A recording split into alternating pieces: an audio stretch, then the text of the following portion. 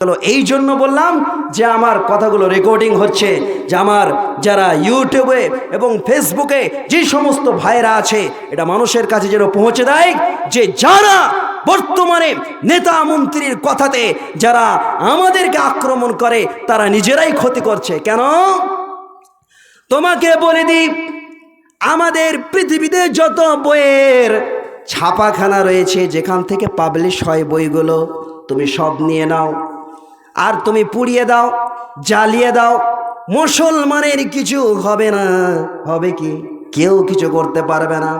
তুমি যদি বলো পৃথিবীতে আমেরিকার যদি বড় বড় যারা ইসলামের শত্রু, যারা ভারতের যারা শত্রু আছে, বাংলাদেশ পাকিস্তানের যারা কোরআনের যারা দুশ্মন, তোমরা যদি ভাবো মুসলমানের যত কোরআন আছে সমস্ত বইয়ের দোকান থেকে কোরআনগুলো সব জমা করো, আর জমা করে কেরোসিন তেল দিয়ে পেট্রোল দিয়ে সব তোমরা জ্বালিয়ে দাও, মুসলমানের কোনো কিছু হবে না।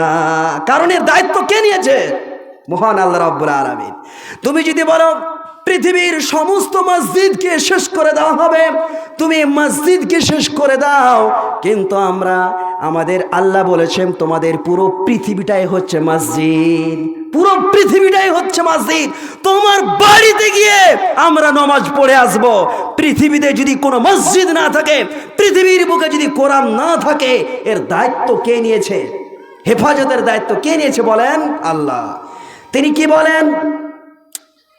ইন্না নাহনু নাযালনা যিকরা ওয়া ইন্না লাহু লাহাফিজুন।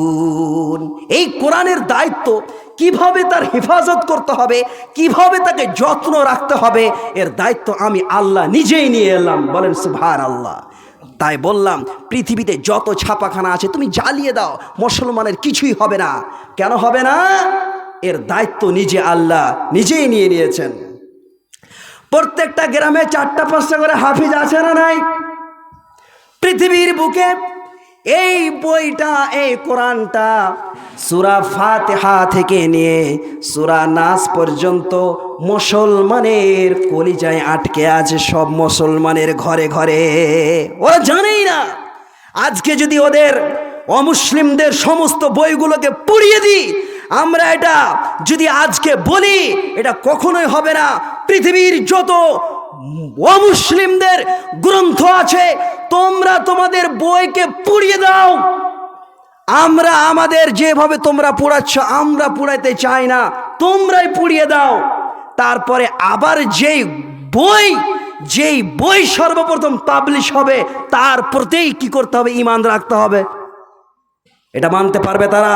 পৃথিবীর সমস্ত বইকে পুড়িয়ে দেওয়া হোক, মুসলমানের সমস্ত বইকে জ্বালিয়ে দেওয়া হোক, পুড়িয়ে দেওয়া হোক, তারপরে সর্বপ্রথম যেটা পাবলিশ হবে পৃথিবীর বুকে আসবে সেই মাযহাবটাই মানা হবে, নাকি সেই ধর্মটাই মানা হবে।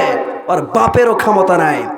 ওদের গ্রন্থর কেউ হাফেজ নাই, কেউ হাফেজ নাই। হাফেজ তো দূরের কথা, তাদের দেবদেবীর যারা বাবুরা আছে এক লাইনও তারা বেদ পড়তে পারবে না, তাদের মন্ত্র পড়তে পারবে না। আমাদের গ্রামে এই কোরআনের হাফিজ পৃথিবীর বুকে হাজার হাজার লাখ লাখ এই কোরআনের হাফিজ তৈরি আছে। তুমি পুড়িয়ে দাও, সেকেন্ডের মধ্যে কোটি কোটি বই আবার ছাপিয়ে বের হয়ে যাবে। মুসলমানের সাথে যুদ্ধ করতে আসিও না। এই কোরআন পুড়িয়ে তুমি কি করবে? এই কোরআন তো সমস্ত মুসলমানের অন্তরে ঢুকে গেছে, আর এর দায়িত্ব নিয়েছে আল্লাহ রাব্বুল আলামিন। সুবহানাল্লাহ, সুবহানাল্লাহ বলেন। আরো আল্লাহর রাসূলের কাছে যখন কোরআন নাজিল হচ্ছিল, তিনি বারবার একটু তাড়াহুড়া করে পড়ছিলেন। আল্লাহ রাসূলকে আল্লাহ বললেন, হে নবী, আপনাকে এত তাড়াহুড়া করতে হবে না।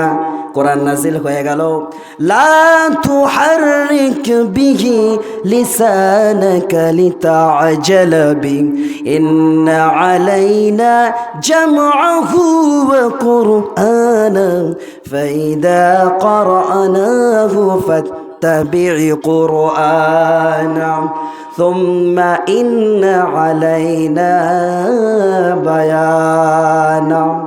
এটা বোতল ছিল।